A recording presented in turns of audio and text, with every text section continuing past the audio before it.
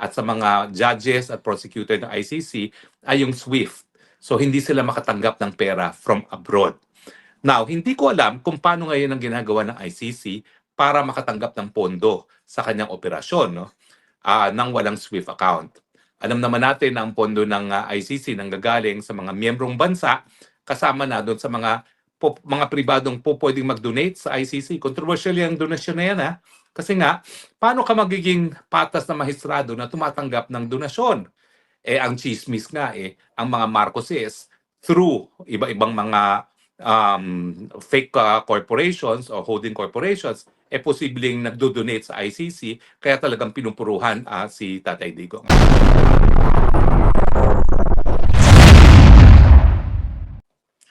Magandang araw sa inyong lahat. Kamusta po? Ay nako, nasa kalagitnaan na tayo halos ng linggo. Konting tulog na lang. Magwi-weekend na naman tayo. Pero kamusta po kayo, ha? Well, ako po ay medyo gumaling na sa aking ubo, pero nandun pa rin yung plema, no? So, nagtataka ako, no? Parang nagkaroon ng solusyon doon sa aking mga bagong gamot na binigay natin mga kabayan dito, doon sa aking ubo at sa aking hika, pero nandun pa rin, no? Meron pa rin ata. Hindi ko alam kung viral o bacterial na yan, no? Pero malalaman natin yan. Alam nyo, dito sa Europe, napakahirap kumuha ng antibiotic, hindi gaya dyan sa Pilipinas, no? Ako naman, alam ko yung aking sarili ko, alam ko yung sakit ko, alam ko na kapag bronchitis yan, na nagsisimula sa ordinaryong hika, kinakailangan ko talaga ng Zithromax. Pero dito, mahirap po, hindi magbibigay ang doktor ng Zithromax. Kung bibigyan ka man, ibibigyan ka muna ng mahinang antibiotic, no? Palakas ng palakas, no? Ay nako, kaya nga mag-aantay na lang ako ng darating na Pilipino at magpapabili ng Zithromax. But anyway, pag-usapan po natin. Napakita sa Facebook kanina yung judge na nagbasa ng husga ng appeal chambers na binabasura ang interim release ni Tatay Digong na nagrereklamo kung anong epekto ng freeze ng Amerika sa lahat ng mga assets ng ICC, kasama na sa mga assets ng mga judges at prosecutor ng ICC. Abay, masalimuot pa lang nangyari sa kanila. Ang sabi ng judge na yan, wala siyang mabuksan na bank account miski sa Europa. Wala siyang, syempre, credit card at pati ang mga visa ay frozen. Paano ba kasi nai-implement ang freeze ng mga Amerikano sa mga assets hindi lamang ng ICC kundi sa lahat ng mga judges at prosecutor ng ICC? Well, alam niyo sa larangan ng international law, kontrobersyal itong unilateral sanctions na ini-impose ng iba't ibang bansa, no? Bakit siya kontrobersyal? Kasi nga lahat ng mga batas ng isang bansa pwede lang mapatupad sa sarili mong teritoryo. Hindi dapat lalabas ang teritoryo mo, no?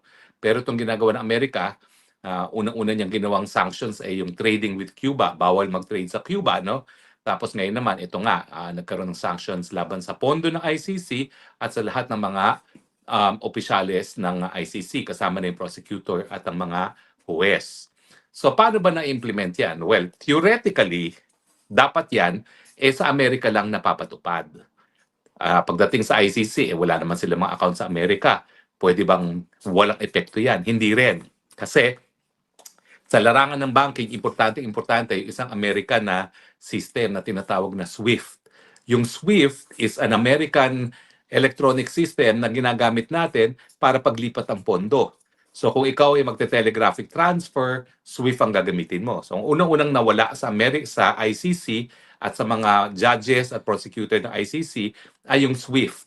So hindi sila makatanggap ng pera from abroad. Now, hindi ko alam kung paano ngayon ang ginagawa ng ICC para makatanggap ng pondo sa kanyang operasyon, no? Nang walang SWIFT account. Alam naman natin na ang pondo ng ICC nanggagaling sa mga miyembrong bansa, kasama na doon sa mga pribadong pwedeng mag-donate sa ICC. Controversial yung donasyon na yan, ha? Kasi nga, paano ka magiging patas na mahistrado na tumatanggap ng donasyon?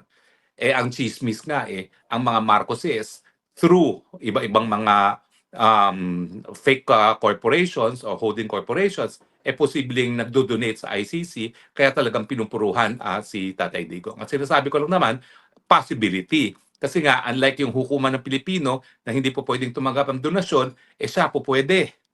So, pupuntiryahin nga natin yan yung mga sino nagdo-donate ngayon sa ICC nang malaman natin kung mayroong mga Pilipinong nagdo-donate dyan dahil talaga namang nakaka-intriga kung sino talaga ang nagpopondo sa ICC. Alam ko yung mga dating mga mayayaman na talagang sumusuporta sa kausa ng karapatang pantao, si George Soros, lalong-lalo na ay talagang nangunguna, no?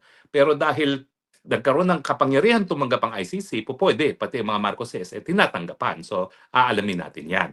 Pero anyway, so unang-una, nawala yung SWIFT. Nawala yung kanilang pagkakataon na magpadala ng pondo. Now, ang diferensya sa Amerika, hindi lang siya, yung fees niya, applicable doon sa mga korporasyon na nasa Amerika. Lahat ng korporasyon na mayroong presensya sa Amerika dapat sumunod sa freeze. At yan yung problema sa Europa. Kaya ang ginagawa ng Europa ngayon, para maiwasan yung unilateral freeze ng Amerika, gumagawa sila ng batas na nagsasabi na hindi po pwede sumunod sa batas ng freeze ng Amerika. So gumagawa sila ng counter legislation na nagsasabi na walang bangkong European ang dapat sumunod. Ang problema, miski may ganyang batas sa Europa, ang Amerika naman, ang kanyang construction ng kanyang freeze order ay hindi lang sa mga Amerikano, lahat ng korporasyon na merong negosyo sa Amerika. Kaya kung ikaw ay isang European bank, maski technically hindi ka sakop ng freeze dahil wala naman ikaw sa territorial jurisdiction ng Amerika, kapag ikaw naman ay gumagawa ng negosyo at nagpapadala ng pondo sa Amerika, technically sa Amerikano, sakop ka ng freeze. At kapag hindi ka sumunod sa freeze order, mas matindi ang magiging consequence niya, no? Dahil hindi ka lang ma-fine, baka completely maisara ang iyong mga transaksyones sa Amerika. And let's face it, no? Wala namang kahit sinong bangko, kahit sinong korporasyon na maiiwasan na magkaroon ng transaksyon sa Amerika. Yan ang dahilan kung bakit maski yung mga bank account ng mga empleyado ng ICC, gaya ng mga judges at ng prosecutor, ay nasa Dutch Bank. Yung Dutch Bank naman, basta meron siyang kahit anong transaksyones sa Amerika, kinakailangan sumunod dun sa freeze order. At yan ang dahilan kung bakit ang reklamo nga ng ICC judge, wala siyang bank account ngayon. Kasi miski European ang bank niyan, obviously, nagtatransact sa Amerika. Kasi sino ba naman hindi nakikipagtransaksyon sa Amerika ngayon no, kung ikaw ay bangko. At dahil ayaw nila na maisarado ang kanilang operasyon sa Amerika, sinusunod na nila ngayon ang freeze order, ang sanctions laban sa ICC. Ganon din nga yung mga credit cards. Kasi ang mga credit cards naman, pwede kang Visa, Mastercard, pero parang franchise lang yan. Iba't ibang mga bangko nagsusuporta ng operasyon ng mga credit card companies. No? Pero dahil nga, na-honor ang transaksyon ng isang credit card, hindi lang naman sa Europe, kundi sa Amerika, at kung ayaw ng credit card company na hindi sila labas ng pondo para bayaran ng mga purchases sa Amerika, kinakailangan sumunod din yan sa freeze order ng Amerika. Now, alam mo, nagbibigay pag-asa yan kay Tatay Digong. Dahil sa tindi ng sanctions ng Amerika ngayon sa ICC, I think it is a matter of time na talagang makikripol ang operation ng ICC. Nagrereklamo na ngayon yung mga West na hindi sila nagkakaroon ng bank account, hindi sila makapagpadala ng pera sa kanilang home countries, pati mga visa nila at kanilang mga kaanak na re-revoke ng Amerika. Now, imagine yourself, ikaw isang foreign judge, nagtatrabaho ka sa Amerika sa ICC, pero ang pamilya mo nandoon sa iyong home country. Hindi ka makapagpadala ng pera, paano gagawin mo? Di ba? Sino ngayon ang gusto magtrabaho sa ICC kung hindi ka pwedeng magpadala ng pera sa iyong home country? At saka, ang nakakatawa dyan, maski sa Netherlands, may mga card companies naman na hindi naman naka-domicile sa Amerika, hindi ka rin bibigyan ng card company dahil natatakot sila dahil ikaw ay specified sa sanctions ng Amerika. Pag binigyan kanila ng credit card, baka matigil ang operasyon nila sa Amerika. So ano ngayon ang buhay ng mga judges at prosecutors sa ICC? It's a cash society. So nakakatawa talaga yan kasi tumira ako dun sa, well, anyway, dito sa Europa, no? Paano ka magbabayad ng upa mo? Lahat yan ay electronic na, no? Ang sa Pilipinas, GCash. Dito may counterpart sila na lahat talaga halos ng transaksyon ay electronic. Walang ganyang facility ngayon ang mga judges at mga prosecutor at mga empleyado ng ICC. So talagang dapat sila mabuhay as cash. Pero ang pinaka nakakaintriga nga is paano pinapasok ng Japan as the biggest donor country sa ICC yung contribution niya sa ICC na hindi gumagana yung SWIFT. Ewan ko, siguro ginagawa nila cash. Siguro through the Embassy of Japan, pinapadala na cash at pinapapasok dito sa bank account sa Netherlands. Pero I think it's a matter of time na pati yung bangko ng ICC sa Netherlands titigil na service ng ICC kasi nga natatakot sila na kapag meron silang commercial transactions sa Amerika, pati yun po pwedeng madali ng mga Amerikano sa freeze order. So, sa suma total, huwag tayo mawalan pag-asa. Alam ko na basura na with finality yung ating hiling na magkaroon ng interim release si Tatay Digong. Nabasura na ng trial chamber yung ating question sa jurisdiction ng hukuman, didesisyonan pa yan ng appeals chamber. At ang sabi ko nga sa inyo, minsan i-discuss ko yan dahil maganda naman yung sinumite ng kung sino man ang nagsulat nung appeals ni Tatay pagdating sa jurisdiction. At pangatlo, meron pa yung issue kung kaya ba niyang humarap sa isang paglilitis na didesisyonan pa lang ng pre-trial chamber at meron pang appeal yan. So meron pa tayong at least 2 pagkakataon para mapalaya si Tatay Digong. Yun nga yung sa appeal sa jurisdiction na kapag tayo ay nanaig dyan, ay uwi ng Pilipinas si Tatay Digong at saka yung unfit to stand trial na may possibility na mapalaya at mapauwi rin sa Pilipinas si Tatay Digong. Pero ang pangatlo pa is kapag tuluyang na-paralyze ng operation ng ICC.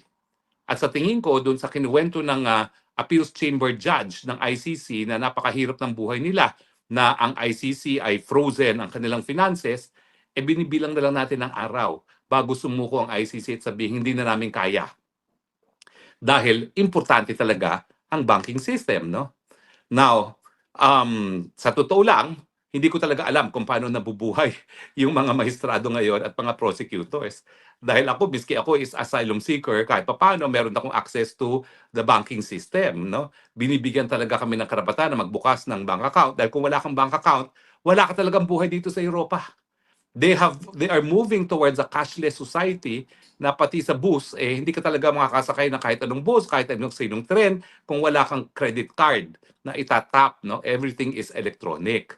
So, sa tingin ko nga, ang isa pang pangatlo na posibilidad, dahil nga sa sanctions ng Amerika, tuluyan na magsasara ang ICC dahil hindi nila masusustain ang operations na on a cash basis. Kung meron pa silang matatanggap na cash. Kasi yung mga kontribusyon ng mga member countries, hindi makakapasok dahil hindi yan makakadaan sa SWIFT system nga, no, na still American-owned. Ang nakakatawa nga doon sa sabi ng judge, pati ba naman computer program, wala sila. Dahil ang computer program, Google. So ang ginagamit nila, pati sa email, is Proton, hindi na Google. At napakahirap talaga ng buhay nila. Talaga namang nagpupursige lang sila para magpatuloy. No? Pero yan po ay isang, kumbaga, pag-asa ni Tatay Digong na dahil nga hindi na po kakayaning mag-operate ng ICC dahil sa sanction ng Amerika, kinakailangan pauwiin na siya. Dahil kung hindi naman siya talaga mahahatulan at hindi na po pwedeng gumana ang hukuman, syempre, labag naman sa karapatang pantao na patuloy siyang ikulong. Kaya nga po, sinasabi ko, at kami naman na wala na kaming ginawa dito kay Tatay Digong, kundi dasal, dasal, dasal, dasal, at nagagalak naman ako na iba pang mga Pilipino ay sumunod sa aming yapak at nagdadasal na lamang, pagpatuloy po natin ang pagdasal. Dahil we do not know. God works in mysterious ways. Merong dahilan kung bakit siguro pinayagan ni Panginoon na makidnap si Tatay Digong dito sa Hague. Pero sa aking pananaw, siguro ang dahilan dyan para nga magkaisa ang taong bayan para yung mga nagdududa pa kung tama ba na magpatuloy pa sa pwesto ang Marcos administration, talagang magising sa katotohanan na malaking pagkatraidor sa pagiging Pilipino at sa soberenya ng Pilipino ang ginawang pagkikidnap kay Tatay Digong dyan papunta dito sa Hague. Kaya ang aking sinasabi, God has a purpose. Perhaps it is to unify us at tayo naman talaga ay nagkaisa na para ipakita na taksil talaga sa sambayan ng Pilipino ang mga Marcoses at yung kanilang mga aliado na nanghidnap kay Tatay Digong. At siguro para nga mapabilis pa ang pagiging presidente ni VP Sara. Dahil ang aking tingin, kung hindi natin isisisante itong Marcos sa Junior na ito before 2028, hindi mananalo ang kalaban ng Marcos Jr. dahil hawak-hawak ng mga Marcoses ang makina na magbibilang ng boto. Bukod pa doon sa gobyerno mismo, kung hindi natin masisisante na mas maaga itong Marcos sa Junior. No? At yung pagsisisante naman, karapatan natin yan. Huwag kayong matakot. Hindi po yan incitement to sedition. Ang pagsisisante, dahil ang isang presidente ay hindi na kayang katungkulan, ayan po ay talagang tunay sakop ng kapangyarihan ng taong bayan bilang tunay na soberenya sa isang bansa gaya ng Pilipinas. So mga kaibigan, meron pa tayong mga pag-asa na talaga mapauwi si Tatay Digong.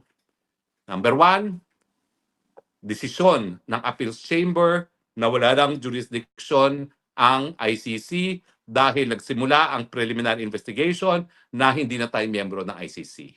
Yan ang pinakamalakas. Ay frozen na.